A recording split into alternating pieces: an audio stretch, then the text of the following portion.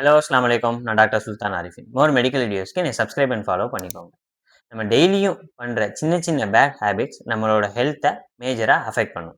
நீங்க காலையில எந்திரிச்ச உடனே மொபைல் யூஸ் பண்ற ஆளா? அப்படி யூஸ் பண்ணீங்கன்னா, உங்களோட ஸ்ட்ரெஸ் ஹார்மோன் இன்க்ரீஸ் ஆகும். ஐ ஸ்ட்ரெயின் வரும் அண்ட் பிரெயின் கரெக்ட்டா ஃபோக்கஸ் பண்ணாது. நீங்க அதிக நேரம் ஒரே இடத்துல உட்கார்ற ஆளா? அப்படி உட்கார்றீங்கன்னா, உங்களுக்கு பேக் பெயின், பிளட் சர்க்குலேஷன் ஒழுங்கா இருக்காது. ஒபிசிட்டி மாரியான ப்ராப்ளம் வரும். முடிஞ்ச அளவுக்கு அப்பப்போ எந்திரிச்சு நடங்க. ஹெல்த்துக்கு நல்லது.